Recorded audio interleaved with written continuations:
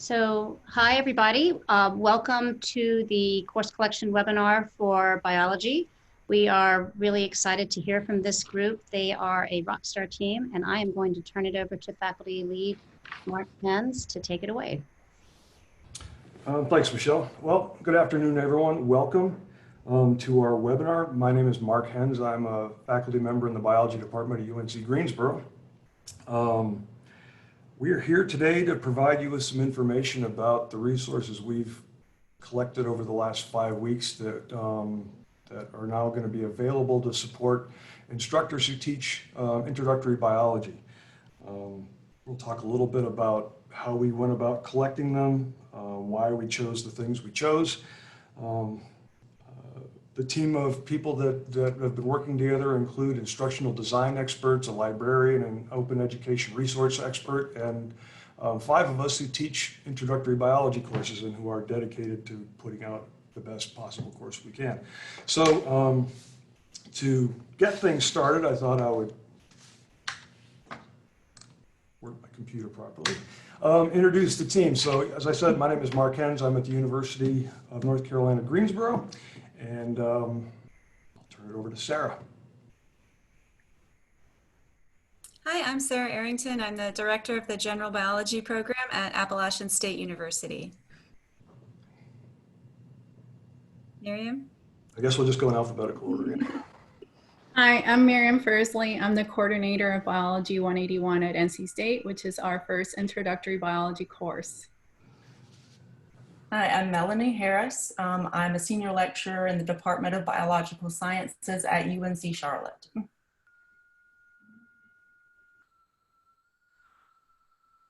And I am Gail Hollowell, an associate professor in the Department of Biological and Biomedical Sciences at North Carolina Central University. Hey, I'm Chris Dunst with UNCG Online at UNC Greensboro. I'm Sam Harlow. I'm the online learning librarian and one of the subject librarians at UNC Greensboro. I'm Matt Lloyd. I'm an instructional designer at UNC Greensboro. All right. Thank you, team. So just by way of introduction. So when COVID-19 reared its ugly head back in March, well, before March, but when we all were jolted off campus in the middle of March, we all wound up teaching in very different ways than we were used to teaching, and we had to do things on the fly and have things ready to go and very quickly. And speaking for myself personally, I know that I tried to do things pretty much the way I'd always done it in class, but try to do it in an online environment, and some of it worked and some of it didn't. The UNC system, realizing the challenges that the situation presented, initiated this the Digital Course Enhancement Project. And this project focuses on 10 high-demand courses, large enrollment courses that are offered across UNC system campuses to try to bring together resources that faculty who were sort of thrust into the distance learning world, resources that they could use to do the very best job they could in teaching their courses. And so to do that, teams were assembled of faculty development teams, instructional design experts, and content librarian and OER specialists. In the following, in 10 different courses: accounting, anatomy, physiology, biology, calculus. And, you can read the squares here. So if you go to the Course Enhancement Initiative website, this is how these different resources are accessed. And importantly, to the largest extent possible, these resources were collected from open educational sources, so that there wouldn't be additional financial burdens put on either institutions or on the students themselves. So what we're going to do today for the next half an hour or so, I guess, we'll talk a little bit about the approach that our team took to putting together our content collection, how it's organized. We'll talk a little bit about the actual process of bringing things together and curating them. And then we're going to look at a few different examples. We have quite a few different types of resources. And so I think it's that we thought it would be a good idea just to show you what all we have out there. And then we'll have time for questions at the end. So if questions occur to you as we're going along, you can just put them in the chat if you like, or hold them at the end. So if you click on the Biology 1 link, it takes you to our General Biology course collection website. And so I should back up even for a second here. Okay, here it says Biology 1, and that's what we were initially called. We changed the name to General Biology. And we changed the name to General Biology because initially we were Biology 1. And so the first question that I had when we started this 5 weeks ago, in fact, all of us had, was, well, is it just a class? And it turns out, no, it's the class and the lab. And then as we started talking about what was going to be included in the collection, we realized that not everybody thinks of Biology 1 as the same thing. So for many of us, that's cells and molecules and cells, and for others, it's Introduction to Ecology and Evolution. And so because there are different ways of looking at Biology 1, we decided that we really should look at both because both are going to be taught this fall. Both are going to be at least partially online, if not completely online for some students. And so we took it upon ourselves to come up with resources that would in fact be useful for both classes and the labs as well. So when you go to this to the website, the two main, I guess, places where people would go are the Explore the Modules and Enhance Your Course, these two places here. And so if you click on Explore, Explore takes you straight into the different modules, right? And so the modules are where the content is located. And so there's a module for scientific method for cells, for energy and metabolism, gene expression and inheritance, evolution, ecology, biodiversity. So a little bit of everything. And we'll talk a bit about how we came up with that in a second. But if you go to the modules, if you decide that you want to get into one of those modules and get, for example, resources for cells, and cells is a very large, turns out is a very large module, a very large portion of the content collection. But if you click on cells, it opens up a content folder. And within that content folder are a number of different resources, including readings, videos, activities, assessments that are outlined. So for example, if you clicked on cell structure, you will bring up a module that contains instructor notes, an introduction to the module itself, the competencies that this particular module addresses, specific student learning outcomes, and then the actual instructional materials that are present in that module. So the Enhance portion of the website, when you click on Enhance, that's where additional information can be found. So for example, the Digital Enhancement Faculty Resource Guide, the General Biology Curriculum Map, Biology Resources Metadata, where all the citations, licensing information and so forth is kept, additional resources and login instructions to one of the resources that a lot of us made quite a bit of use of. But one of the things that I wanted to spend just a moment looking at before we start looking at the individual modules was the curriculum map itself. So the organization, I showed you in the Explore page that there were a bunch of modules and that there are content collection folders in there, and that those folders include the actual resources. So the map itself is kind of a busy thing to look at, and we're not going to sort of dive too deeply into the weeds here looking at the curriculum map. But you can see that it's organized by module, by competency, by instructional materials, activities and assessments, and then notes for instructors.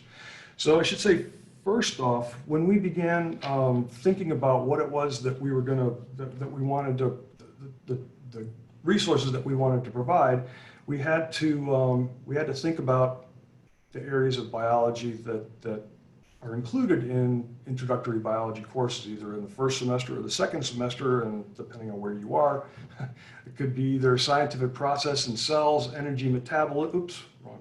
I'm not live here. Anyway, so there are modules, and there are course competencies, specific competencies that are addressed in each one of those modules. And so for the scientific method, for example, we have one course competency, but within that course competency, there are quite a few specific accessible student learning objectives that students will achieve by engaging in the various activities that we have planned. So I think throughout the whole resource, we've split this up into 7 modules that I showed you before, from the scientific method all the way through biodiversity.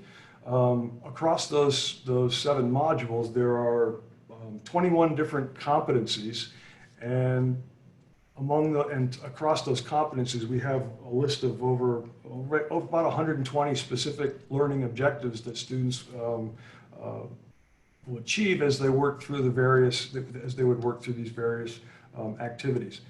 And that, we actually had to cull that list a little bit because we don't have activities for everything yet.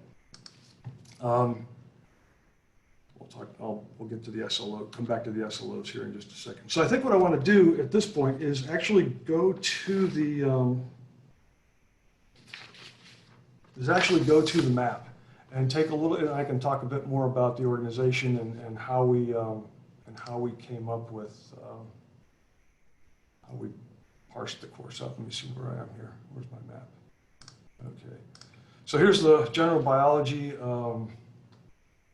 collection website. So we're going to go to, so we'll go to the Explorers. Here are the modules: scientific method, cells, energy metabolism, gene expression, inheritance, evolution, ecology, biodiversity. If we go to enhance, this is where, so we are able to see all the modules. So we have one module for scientific method and process. We have 4 different modules for cells.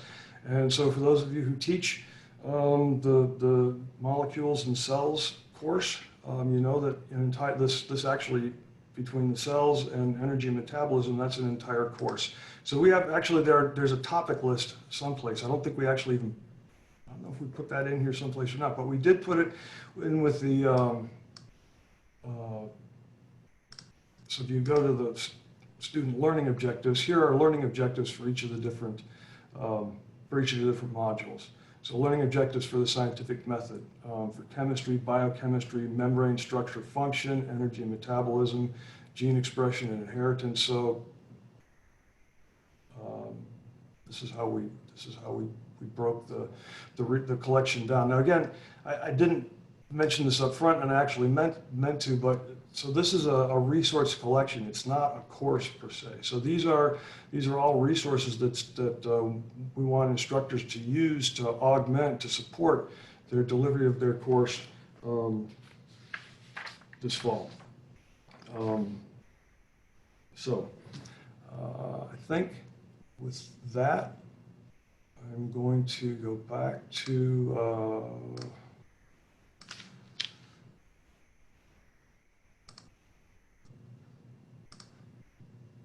back on the PowerPoint. We should be. Can't tell here.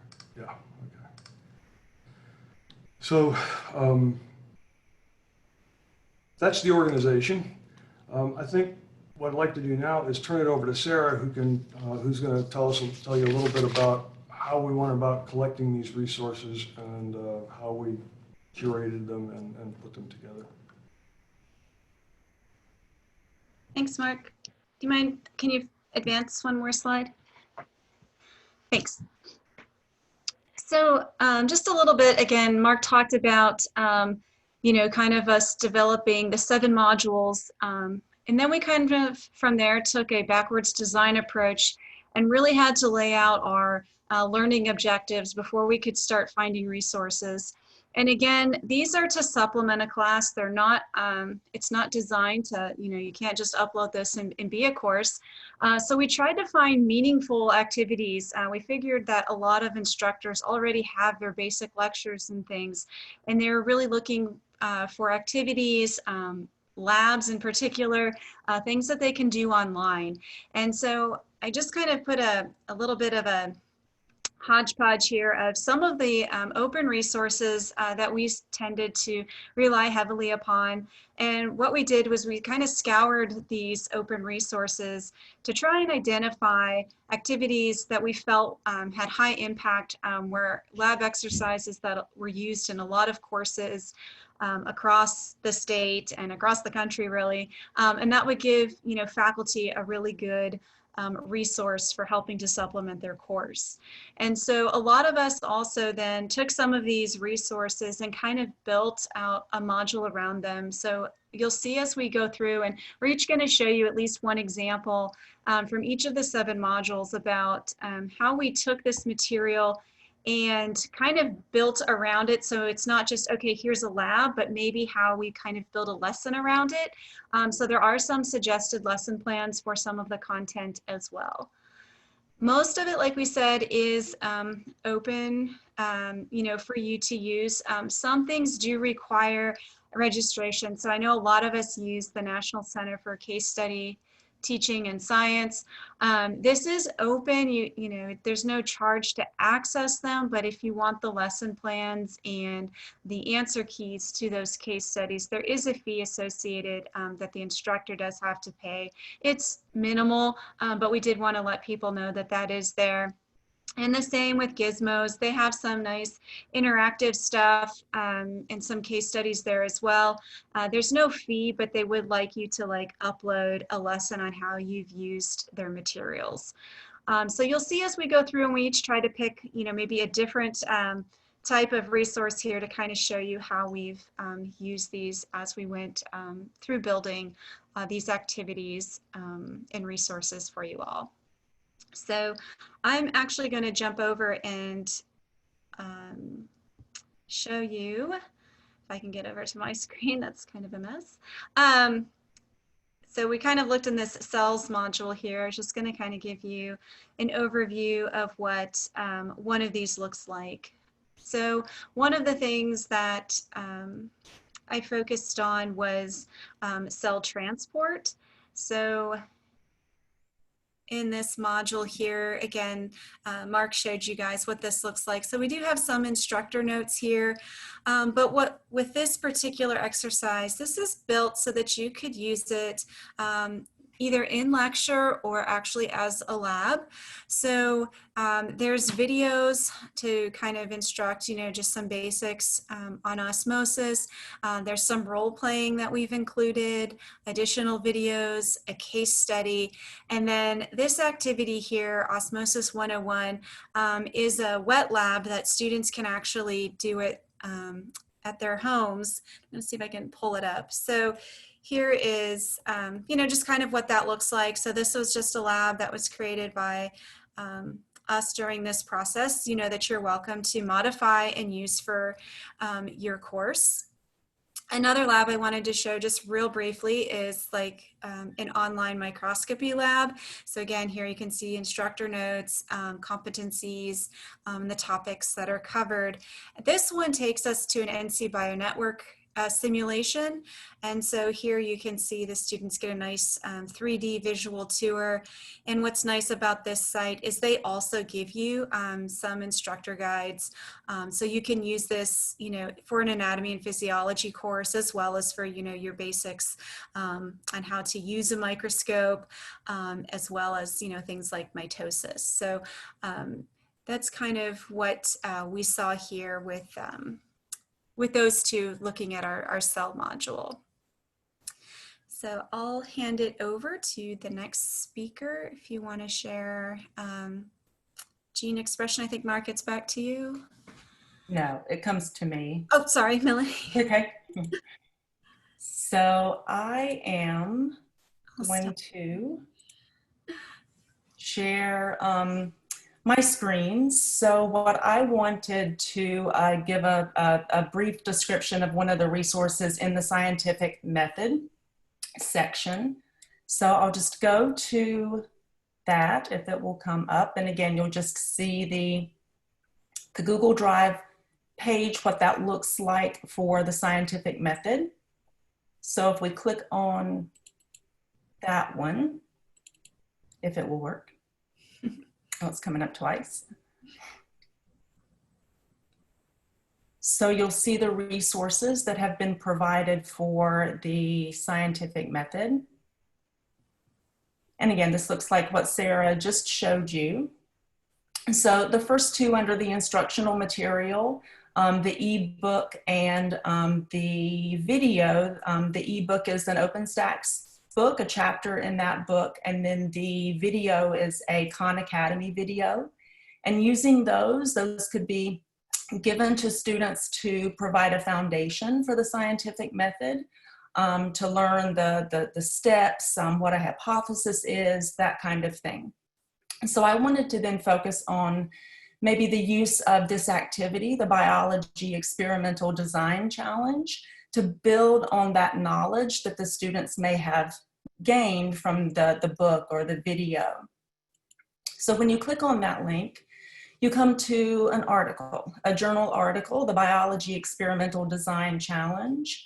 And what this resource gives some instruction for is, again, allowing students to work in groups to practice the scientific method. They're given a scenario and they're asked to use that knowledge that they gained to design an experiment. Now this, one part of that, after the groups have worked together to design that experiment, they're then asked to share their experiment with another group. So you get that peer feedback, which again is an important part, I think, of the scientific method. So while this article describes this activity as an in-class activity, I think that it could be adapted fairly easily to an online format. At UNCC, we use Canvas.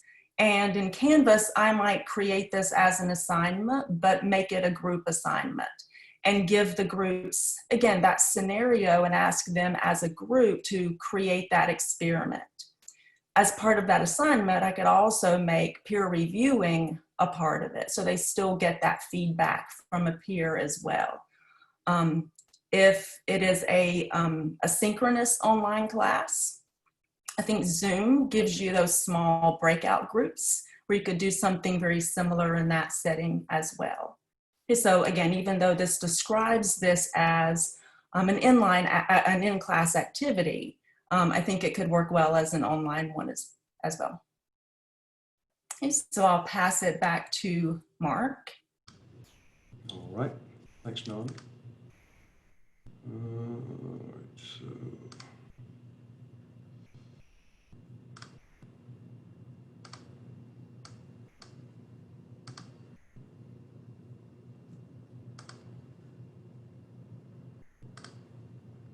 Okay, back to, all right, we should be back on the website now. Yes? Okay, so I'm going to show you an activity. So the activity that I'm going to show you is one that's designed for in-class use. It can actually be broken up into a couple of different pieces, but if you go into the genetics and inheritance module, so the genetics and inheritance module includes transcription, translation, gene expression, the gene expression, as well as Mendelian inheritance. So the activity that I'm going to show you involves first watching a video. So we have a video that shows transcription and translation, the processes together, because this is these two processes students are oftentimes have a hard time parsing them out, keeping them straight. So they read first of all, they read a chapter in the OpenStax Biology 2E, watch the video, and then in class, we'll do an activity that makes use of student response systems of clickers. And so I've been able to adapt this for both face-to-face as well as for online by using the iCloud Reef system. The activity itself is a series of PowerPoint slides that I'm just going to, won't roll through the whole thing here, won't put on presentation mode, but essentially they work through it in class. So they've read about transcription translation, they've watched the video, and now this activity actually asks them to take on the role of either RNA polymerase or a ribosome as they go through this activity. So they first quick little review, a little primer to what they're going to be, the thing, just to get them warmed up. Let me just see if this looks like if I present. Can you see the whole screen? Yeah, okay. So I give them a piece of DNA, give them a piece of RNA, ask them to pick the template strand. Another piece of DNA, pick the template strand. Switches things around a little bit, this one, because now they have to read from the opposite direction. So they do transcription a couple times, then they sort of get the idea of complementary base pairing, how you make RNAs, reading the strand, the template strand, building the RNA in the right direction. A little review then of translation. I tell them to take off their RNA polymerase hats and put on their ribosome hat. We talk about codon usage, give them a little practice. So I throw some codons up, and then as a group, they tell me what they are, right? And then the real activity then starts with this. So we give them a piece of sequence of DNA, part of a gene, tell them where the start site is, and then tell them to transcribe it. And the activity then gets them to work in groups. So it's just one of the things that even works. So in breakout rooms in Zoom, it's worked out pretty well. So it's something that will work well in a class. Face to face, it also works well remotely. So they come up with the RNA. I make sure that they have the codon table here, and then we go over it together as a group, and then we just work through it. As I said, we work through it together as a group, and that's that. So that's the activity that that's a different sort of an activity in that it doesn't make a really heavy use of open resource material. Well, the activity itself is pretty much homegrown, but the preparation, the OpenStax reading and the video from HHMI, those two videos are part of the part of the activity that's from the open educational resources. And I think Gail, you're up next.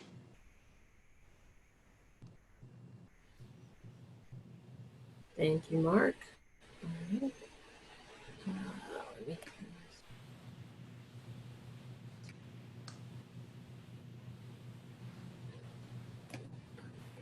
All right.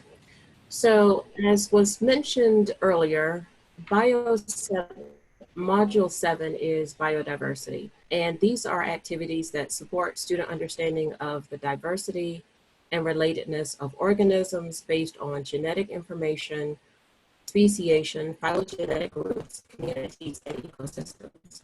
The activities in this module vary in length and scope. The resources in this module includes ebooks, videos, interactive series, articles that can easily be incorporated into the classroom or used as an introductory piece for laboratory exercise. Some of these activities contain lesson plans, while others include discussion prompts and or assessment items. There is module and topic overlap for several of these modules. For example, within biodiversity, there is overlap with ecology and the evolution modules. The module that I want to, or the activity that I want to demonstrate today is from the HHMI Bio-Interactive Series, sorting fish species. There is topic overlap with anatomy and physiology and evolution. There are lesson plans included along with a student worksheet. So if we just kind of walk through this activity, students are presented with some background information on the 13 species of finches. They are given 2 species groups to choose from. They can sort these species by song, and hopefully you can hear this.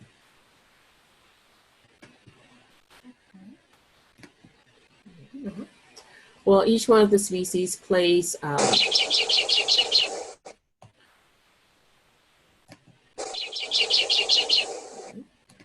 they can also sort the species by a spectrogram. So this is a visual representation of the songs. They can sort the finch by appearance. And finally, they can sort the finches based on beak size. At the end of this activity, the species names are revealed so the students can see just how well they did. There are questions embedded in the exercise that students would need to answer correctly before they move on to the next and the subsequent exercises. I'm going to back out to the site for just a moment. For the materials, there is a resource guide and a student worksheet that students can print out and answer questions as they go along through the activity. Yes. There is also the Google resource folder that includes some of these lesson plans. Right? For most of the HHMI Bio-Interactive series, there is also Spanish translation available. And I think we all would just recommend that instructors go through the activity to find out how to best incorporate it within their class and or laboratory. And with that, I am going to pass it over to Miriam, who is going to share a module activity from ecology. All right, thank you, Gail. So I'm going to go ahead and navigate straight to the module itself. Since you've all seen the navigation, I'm going to just cut corners a little bit here and take you right to the ecology module. And the ecology module, as you can see, has the same structure as all the others. And this has a lot of different activities and background resources, a lot of ebook chapters, for example. But what I really want to showcase today is an ecology lab, because back in March when we all had to go online, one of the biggest challenges for those of us who teach courses that have labs associated with them was, what do we do? How are we going to modify these labs in a very, very short time? So we did the best we could in the spring, but this summer we've been working at NC State really hard to modify the labs to an online format, and we have used a blended approach. So I want to show you a lab that was modified to be blended learning, synchronous and asynchronous. And one of my colleagues is here today, so you can see here that this actually has a citation. Patty Ani, who's in the audience, just want to mention her. She and I have been working really hard to put these labs online. And we took a blended approach. So I want to show you what that looks like. So it has a pre-lab section, an in-lab section, and a post-lab section. And the pre-lab and post-lab sections are to be done asynchronously, because as with most lab, lab blocks, the lab time is 2 hours and 50 minutes, and that's too long to be on a Zoom session. So what we did with these labs, is that we balance the amount of asynchronous work with the synchronous work, and we tried to limit the synchronous work to about an hour and a half, maybe 2 hours max, but really trying to keep in mind Zoom drain for students. And the in-lab is going to have a combination, which is the synchronous part, is going to have a combination of group work and in breakout rooms, as well as overall class group work. And we provide resources for the teaching assistants. The pre-lab is what students obviously do before they come to lab. As we all know, most of our labs, when we teach lab in person, students have to prepare before they come to lab. In this case, the students would go to their methods. So they would read about the background of the lab, the materials they need. So this is a lab that they're actually doing on the field. They can do it anywhere they're located. And we do have options for those folks who can't go outside or can't find the actual areas that they require.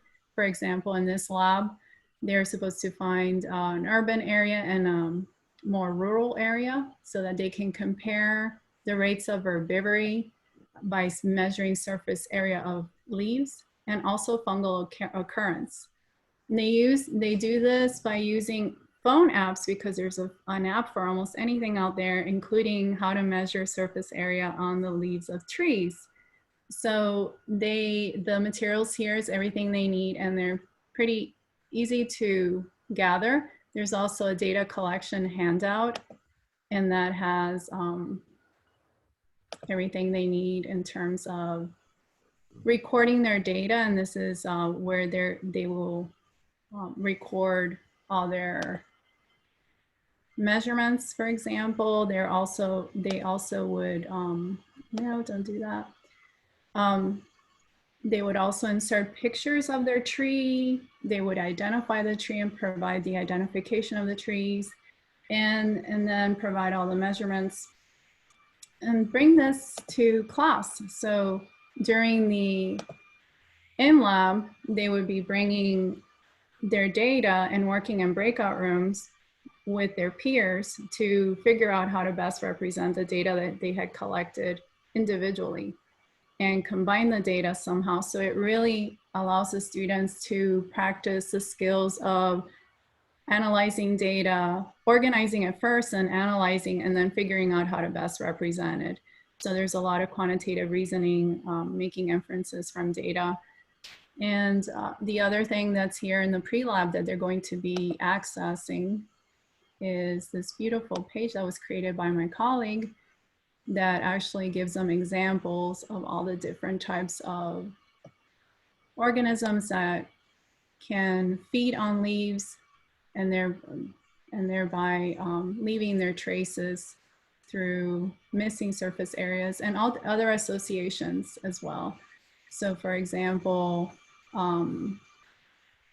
fungal association, lichens, mosses, burls, and even the damage that's left behind by birds.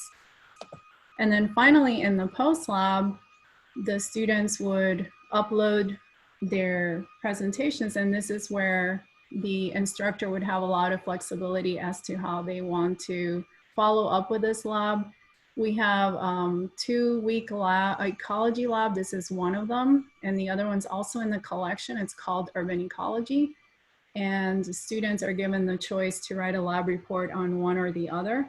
So they're both field ecology type labs, and it has a lot of flexibility built in, so that if you want to teach it completely asynchronously, you could do this. If you want to do blending like it's set up, of course it's made that way, and you can build in all kinds of different assessments. So I will end with that and pass it back to Mark. Thank you.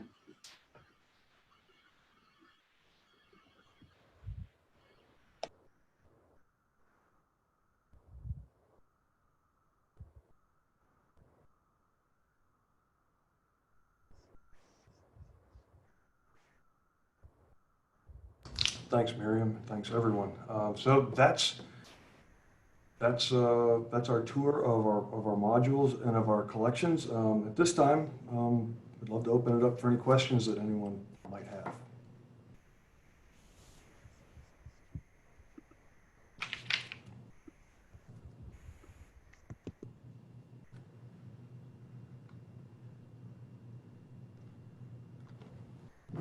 Mark, this is Michelle. I thought you guys did a fantastic job, and we really appreciate all the work that this team put into it. I wanted to show you that the system office is anything. We are responsive, and we have already changed the name of the course from Biology 1 to General Biology on the homepage. And I put the link to access all the course collections there. Not all of the collections are there just yet. We are actively uploading right now. And I do have a question. Which of these resources do you think each of you might use this summer and fall? Because we've heard from a lot of teams that they've been learning as much as they've been contributing about the different things.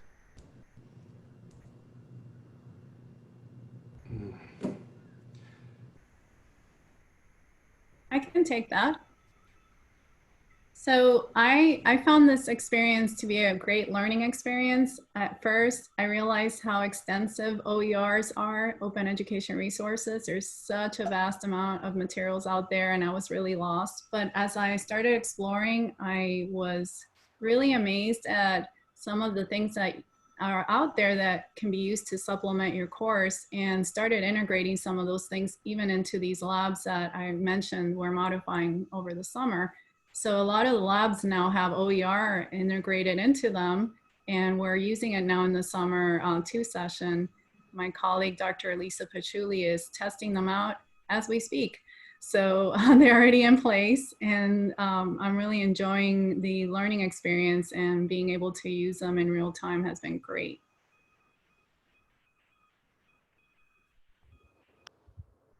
Yeah, and I think I'll just follow up by saying that, you know, this has been a real eye-opener for me as well. And just listening to my colleagues here going through their activities and the resources that they've put together, I mean, honestly, I think I maybe have been through a third of what's on the website right now. So I think that just, you know, there's an awful lot out there that that's already on this website that I'm definitely going to be taking advantage of in the fall.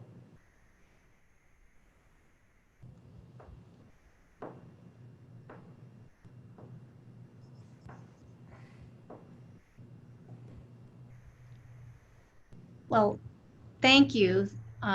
Thank you so much. We are so grateful for the time and talent of this team, and I'll give you guys a round of applause like I've done for all of our teams.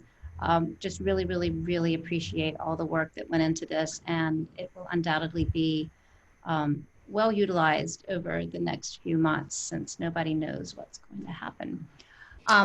I just want to jump in and add one more thing that I meant to say, but I didn't. So, you know, feedback is going to be really important. So I know that that folks have been asked at various places to, you know, to use to put these resources to work in the fall, and to provide us with some feedback, because this is, you know, even though there was a big push to get this done by June the 30th and to get it launched, I mean, it is a work in progress, and we are going to be revising and enhancing and adding to things. So for anyone who does make use of these resources, if you like them, great. If if there's something that you could add that would make it even better, please let us know.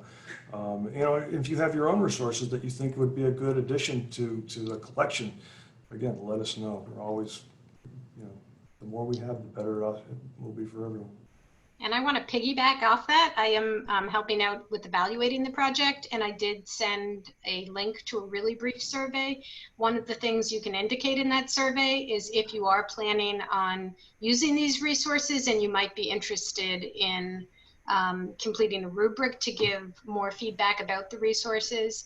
And then there's just some questions about what you think will be helpful to you. And we really appreciate you following that link. And you can also you know, use this, whatever that little code thing is on the screen, if that's easier.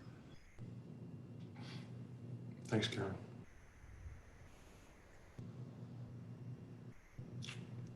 All right, everybody. I think that's a wrap. Well, thank you. Thanks, everyone, for coming. Thank you, colleagues. What a ride, huh? Thank you. Thank you. Thank you.